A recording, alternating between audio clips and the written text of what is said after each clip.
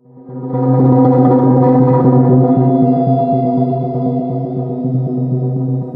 screen fades in from black. Soft piano music plays as the camera pans over a quaint, old-fashioned kitchen. A young woman, no older than 20, kneads dough on a wooden table. Her hands tremble slightly and her face is pale, her eyes distant. Her younger sister, a girl of about 16, watches from the doorway, her expression unreadable. The older sister pauses, wiping flour from her hands, and looks up at her sibling. My sister has always had a soft heart, soft as sweetbread. But after what happened in the woods, something changed. She grew older, quieter, and when we returned home, I realized her heart wasn't soft anymore. It was poisoned. The camera cuts to a flashback. The sisters are in a dark, eerie forest, their dresses torn and faces smeared with soot. The older sister holds a bag of stolen treasures, silks, satins, and vials of strange liquids. The younger sister trails behind her, her eyes hollow, her fingers raw and red from holding shut the oven door of the witch's cottage. We had escaped the witch's cottage, but not unscathed. My sister's hands were burned, her spirit broken. She cried for hours after we left, her sobs echoing through the trees.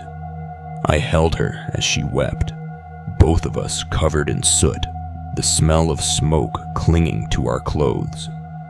But after the tears, she was quiet, too quiet. The camera shifts to the sisters walking through the forest.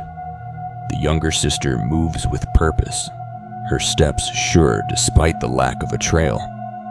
The older sister watches her, a flicker of unease in her eyes. She seemed to know her way through the trees, as if the forest spoke to her in a way it hadn't before. I asked her how she knew the way, but all she said was, "I just do."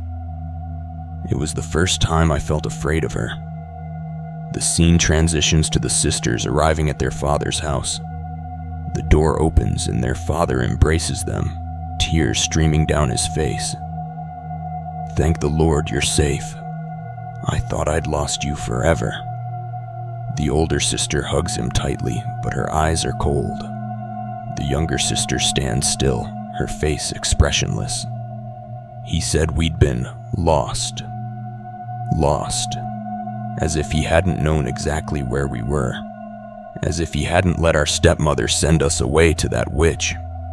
I wanted to scream at him, to demand answers, but my sister, she just smiled, a smile that sent a chill down my spine. The camera cuts to the sisters sitting at the dinner table. Their stepmother, pale and weak, joins them, her voice trembling as she simpers over their return. "We were so worried about you, my darlings. What would you like for supper?" The younger sister speaks for the first time, her voice soft but firm. "Sweetbread." The older sister freezes, her fork halfway to her mouth. The younger sister stands, her smile widening. "But you're still recovering, stepmother. I'll make it." The older sister watches in horror as her sister moves to the kitchen, her hands steady as she mixes the dough. The camera zooms in on a vial of liquid being poured into the mixture. I should have stopped her.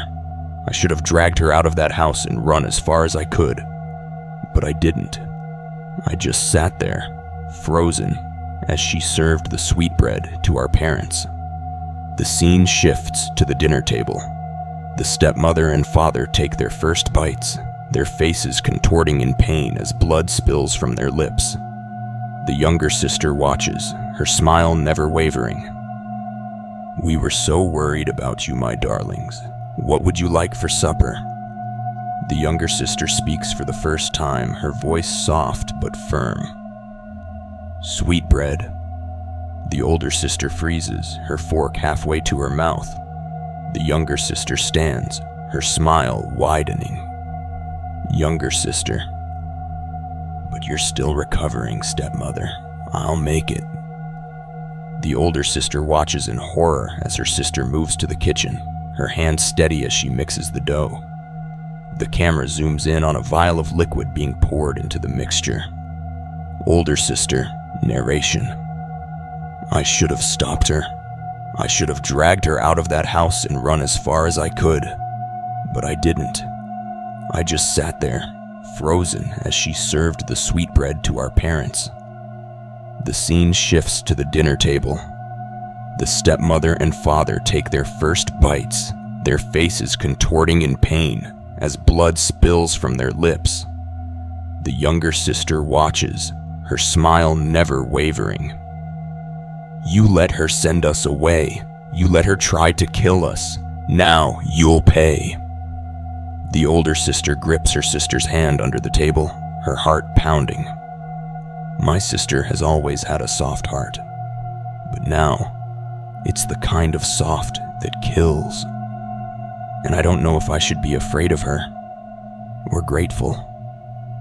The screen fades to black as the sisters leave the house, bags in hand, walking into the cold night. The sound of a door creaking shut echoes, followed by faint whispers.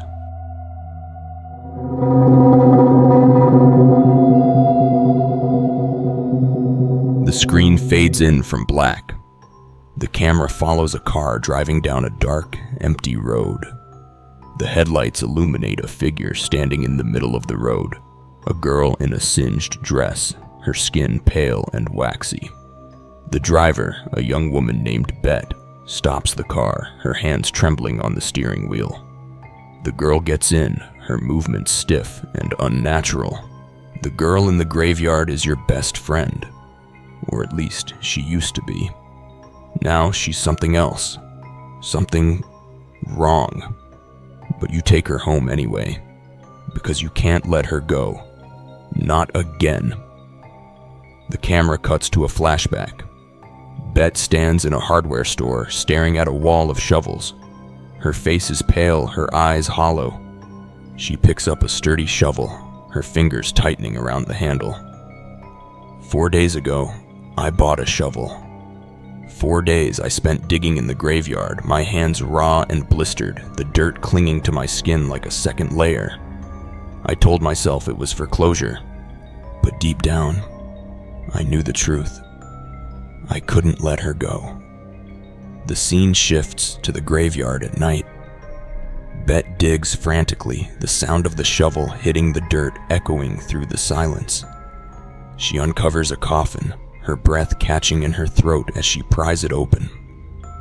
Inside lies Adeline, her best friend, her skin gray and cracked, her dress singed and torn. She died in a fire, a prank gone wrong, or so they said. But I couldn't let her go, so I dug her up. And now she's here, sitting on my couch, drinking tea that pours right through her. She's not the same, but neither am I. The camera cuts to Bet's living room. Adeline sits on the couch, her left eye slipping from its socket. She pushes it back in and smiles, her voice strained. Sorry, baby. I wasn't expecting company. I'm sure you understand. Bet sits cross-legged on the floor, staring at her. She's not the Adeline I knew. Not really. But she's here, and that's enough. For now. The scene shifts to a flashback of the fire. Adeline crawls out of the burning house, her dress singed, her skin blackened. Bet watches from the crowd, her face pale with horror. She died in a fire, a prank gone wrong, or so they said. But I couldn't let her go, so I dug her up. And now she's here, sitting on my couch, drinking tea that pours right through her. She's not the same, but neither am I. The camera cuts back to the present. Adeline sits on the bed, her eye slipping from its socket again. She pushes it back in and smiles. You can only love me when I'm not here, when there's nothing left to love. Bet lies beside her, her face pressed into the crook of Adeline's neck. She's right. I couldn't love her when she was alive. Not the way she wanted me to. But now I can't let her go. Even if she's not really here. The screen fades to black as the sound of a match striking and flames crackling fills the silence.